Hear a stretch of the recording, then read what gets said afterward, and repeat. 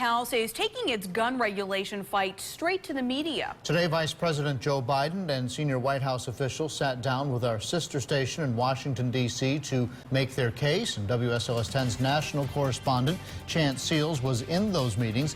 He joins us live now with more from Washington. So, Chance, did they discuss the two local journalists who were killed here over the summer? Yeah, John, almost right away in one of the meetings, a senior administration official off the record said that meeting the fiance of one of those journalists actually changed them personally. They think the tragedies in places like Roanoke and Charleston and San Bernardino has also changed the country, even though Congress doesn't seem ready to act. So now the White House says they're ready to go it alone. So I support the Second Amendment. I just want some rationality brought into this.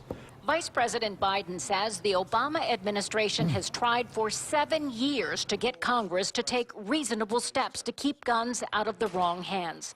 Now they're using executive action for a 4-part plan that will require licenses for anyone in the business of selling guns, hire 200 new ATF officers to speed up background checks, pressure gun makers to make smart guns that work with an owner's fingerprint, and to increase mental health funding by $500 million. Critics are saying that your plans wouldn't have stopped even one of the mass shootings we've seen around. Well, that's not true. That's not true. It would have stopped, for example, the shooting in South Carolina. He says the Charleston church shooter and the Virginia Tech gunman would have both been stopped by a background check that flagged their troubled mental health history. But Congress will have to weigh in on the $500 million expansion of mental health resources and money to hire those ATF agents.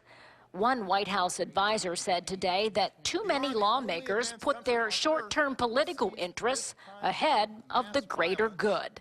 That the part that frustrates me is not their position, but their distortion of our position. If you notice, you read some of the websites here, we're saying what we're trying to do is confiscate your weapons. Could take away your right to have a shotgun. This has nothing to do with any of that, what we're talking about.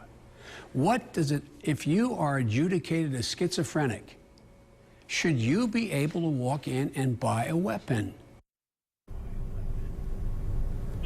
That is Colleen Marshall reporting right there. We were in those meetings today there at the White House.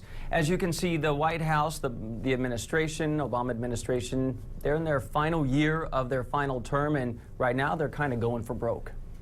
So, James, what are the options that Republicans have?